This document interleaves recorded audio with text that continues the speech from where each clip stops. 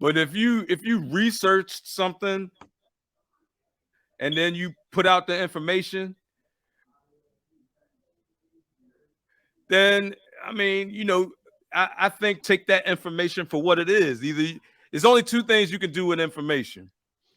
You can research it. Well, there's three things you can do with information. You can research it, you can take it for what it is, or you can deny it. You know what I mean? So I just put it out there, and anytime I put information out, if you'll notice, I'll preface that by saying, do your own research. And now, Terry, first, let me say that I have to be honest. Right now, it looks like my connection is going in and out. So if I miss a couple of things, just speed. No, you right good. Through. You in. I think. Yeah. I Now, see. the other side of that, though, as we were talking about, is at what point, though, at what point are you simply spreading conspiracy theories? And as Terry and I was talking about, though, if you can prove it, that's one thing, because now it's no longer a theory, it's fact. Right. But if it's something that can't be proven, at what point is going down that rabbit hole and putting that out there? At what point is that to the detriment of other folk? You know what I mean? And that's the question. I understand what you're saying, but my thing is, I'm not going to put it out there if I can't, if I don't have something to back it up. So anytime I put something out there, I'm not talking out of my ass. I provide links. I provide, where you can find the information. You know what I mean? It's not really up to me. Like, I'm not a teacher. You know what I mean? But Nike, so are you saying that when you put links out there, those links are facts? Because that's not the case. Sometimes they're not. Sometimes they're things that other people have said, but they're not. I try to make sure that the stuff I put out there is as factual as possible. I don't just half-ass willy-nilly just throw shit on there. You know what I mean? Right. Yeah, and I get that. I get that. Unfortunately, I think that especially in this day and age, like when truth itself is a part of political warfare, I think that we're in a bad place, because so many people can believe something and cause them to act, but they're basing their information on information that's not factual. Right. And that's a problem. And that's the part of the whole control thing. Like I was saying in that post from earlier, there's only 6 media corporations that everything that you see is controlled by 5 people. So if they say, I want my news to look like this, then their news is going to look like that. That's why you have 2 separate. That's why they'll take the same exact story and you'll get 2 different spins on it. You get what I'm saying? Even though it's the same exact story. I do. And that can be a challenge. But as I said before, though, unfortunately, it's not illegal and it's not a monopoly.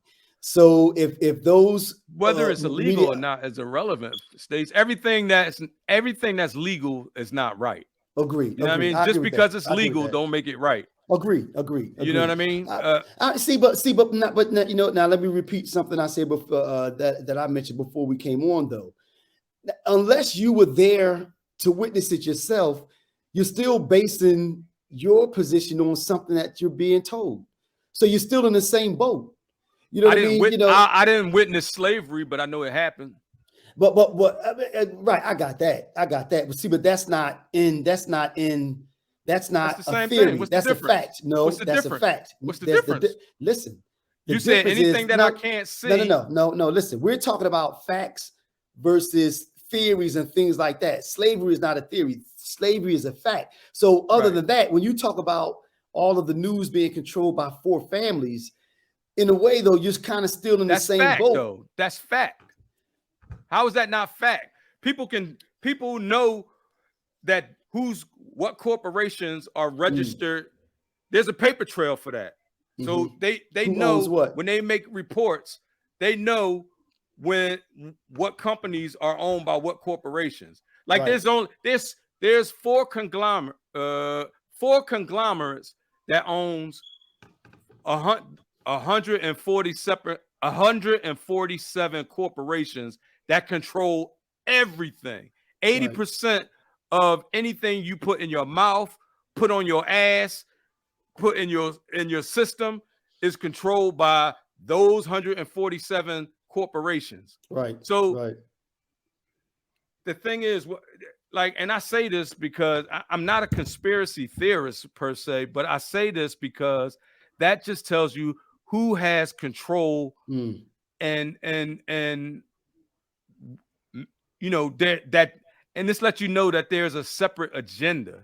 You know what I mean? And who has that agenda? Now, I think that's where it crosses the line, though, because now you start talking about an agenda.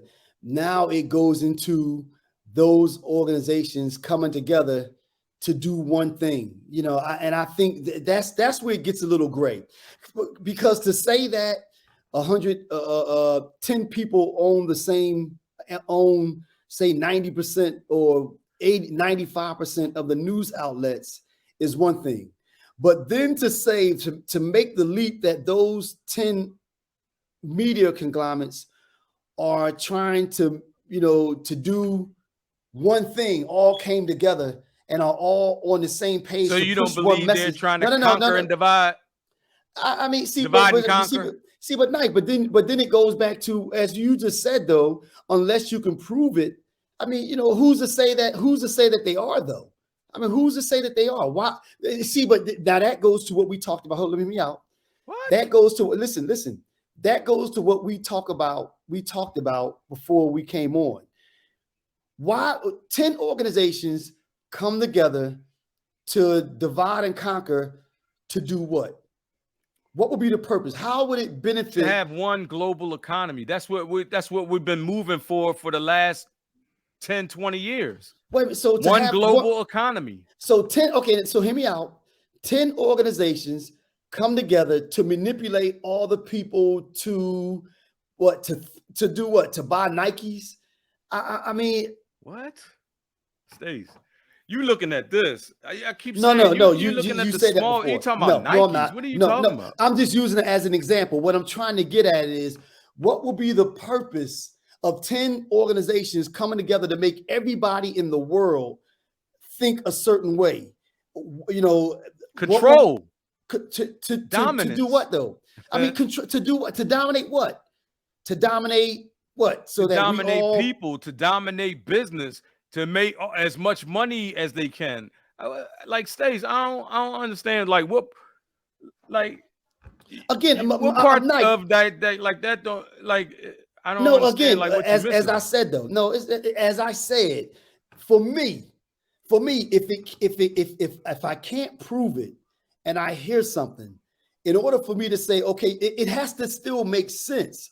So I can't wrap my mind around 10 organizations, even, you know, their competitors or whatever. Hear me out. To come together to make everybody in the world think one particular way to dominate, or, you know, I don't understand what the purpose of that would be, though. Have you ever heard of a man called Adolf Hitler? Yes. What did he want? What was he trying to do? He was trying to take over countries, he was trying to spread communism. He was trying to spread communism. Yeah, that's what he was doing. He's trying to take over, spread communism, go from country to country to spread communism. So is that what he was doing, Steve? Maybe I'm lost. What was he doing? Adolf Hitler? What was he doing then? What was he doing? He was killing Jews. He was trying to have world domination, man. Okay, I see what you're saying. Okay, I see what you're saying. You know what I'm saying? Like his don't say that what doesn't make sense, man. It's like we are only repeating history. We are repeating history. Well, like people that don't know their history are, when you know that saying, the people that don't know their history are deemed to repeat it. Right. We're doomed to repeat our history because people act like they don't recognize when their history has started to repeat. You get what I'm saying? You know what though? I do. I understand what you're saying, but I go back to what I said. You know, if I'm gonna say or subscribe to a specific something that's not a fact and that can't be proven, then to me, what part is not a fact? Well, but again, you know, to say that these corporations that these, let's just say that these corporations that own the majority of the, you know, news outlets or what have you, are all coming together trying to dominate the world. There's no proof of that. So therefore, that's a theory. That's what some people believe. Because the proof of that is actually the proof of that is